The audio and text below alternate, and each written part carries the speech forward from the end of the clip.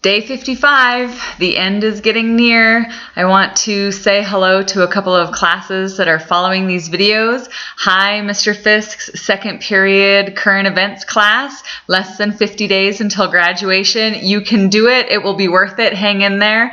And also to Mr. Fisk's, Chris Fisk's adult ed class, the Montana History adult ed class. Almost 100 people watching these videos. Hope you guys are enjoying them and learning a lot about Montana politics. So this morning in Business and Labor, we heard a couple of different bills. One, Senate Bill 195, was just a bill that says that your employer cannot ask for your social media password. It passed through the Senate and the Senate committee almost unanimously, like 1 or 2 people voting no. Finally, a good privacy bill that everyone can get behind.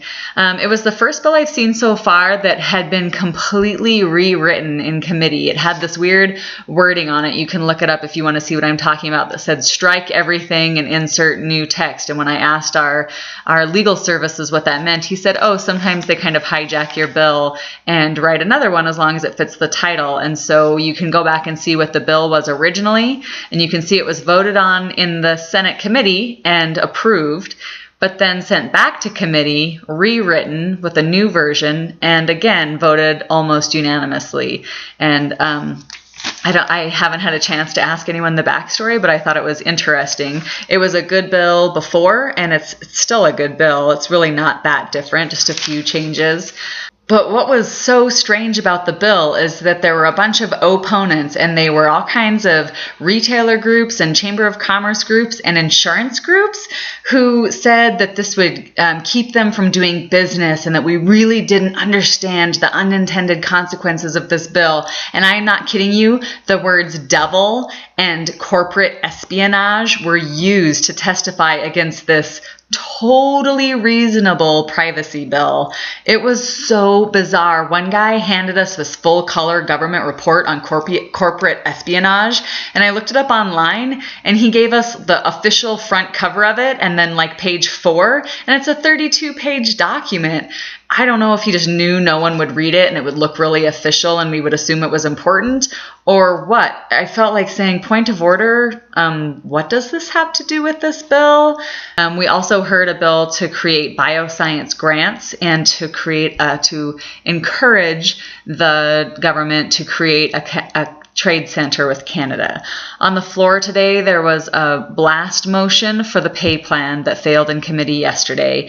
Kathy Swanson did a great job of talking about, the people who work for us, the state, to make everything run, and that they have to work 2 or more jobs and can't afford heat and food, and that maybe we should pay them because they deserve it.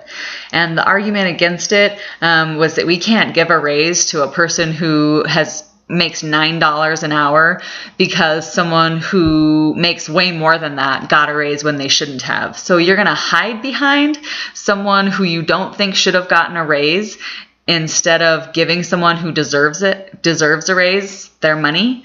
And the opponent, who I have had nothing but good experiences with, said, trust me, we're working on this. And I've talked a few times in these videos about how I really think that if anyone starts their sentence with, trust me, you shouldn't. So I hope it all gets worked out in the end. Only time will tell. The proof is in the pudding, right? So in my opinion, these guys are playing politics and taking a huge gamble, playing a big game, and you are the ante. So how does that feel? In local government, we heard a bill for Big Sky that would allow resort districts to bond like cities. And it's interesting because I know there are a few other places like Silvergate and Cook City and Gardner who are thinking about becoming resort districts in the next 5 years. And then highlight of the day, well, not highlight of the day, but one of the highlights of the day was Senate Bill 147, which was a bill to limit local governments on how they consider subdivisions. Right now, the law says that local governments must consider a subdivision's impact on agriculture. Just very broad. And then a list of a few other things like water, agricultural water. And this bill would cross out the word agriculture and say agricultural, the words like projects or something, agricultural goings on only adjacent land. And so the argument is about property rights, and the argument is about local control. And an old white man came to committee and said that there is no difference between rape and subdivision laws. And then he said, and in Missoula, we're starting to feel pretty sore.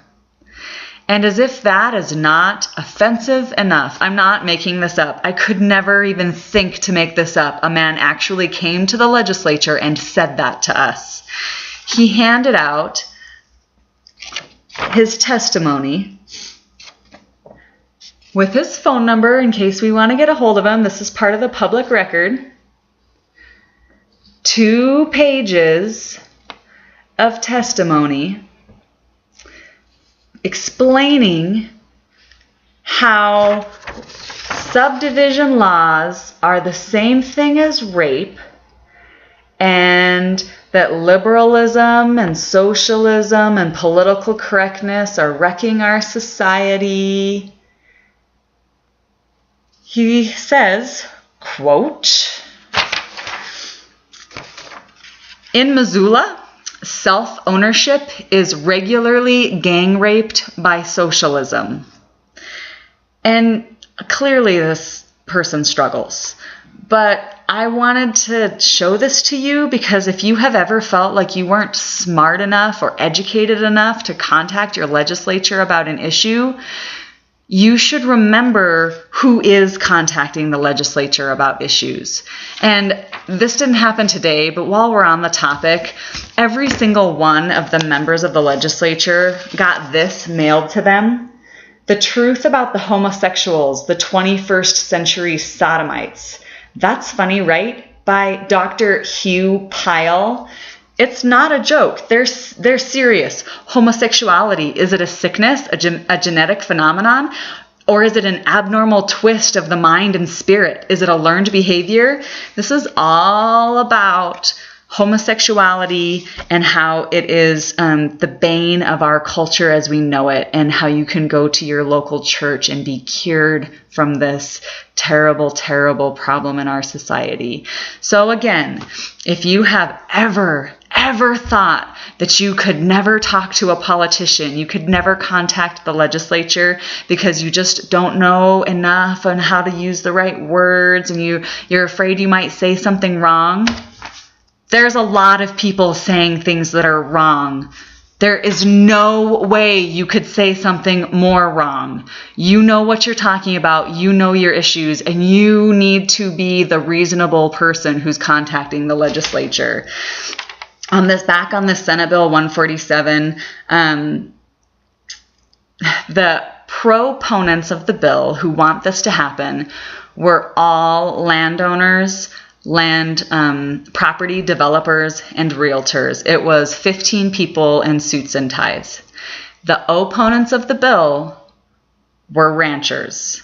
And I have yet, in my experience at the legislature in a hearing, to see such a stark difference between the proponents and the opponents, both saying the same thing: property rights, property rights, property rights. I'm going to show you a picture at the end of what an opponent looks like, and tell me that this guy is not a Montana rancher. He did a great job of answering the questions. This bill is going to pass on party lines out of the committee, and then it's going to pass on party lines out of the House. And I hope it gets vetoed. And the sponsor of the bill said that this is all about local control, and that the counties can use their own zoning for local control. That's what we elect them for. But the same sponsor and several of his colleagues have continually and steadily attacked local control of zoning regulations. This is like the 3rd or 4th bad zoning bill that we've seen. So it's pretty ironic that he's going to come in and say, oh, don't worry, they can use their local zoning through their county commissioners to take care of all of these things. And on the with the other hand, he's wiping away the county commissioner's power to use any kind of zoning. So look out. Day 55. See you tomorrow.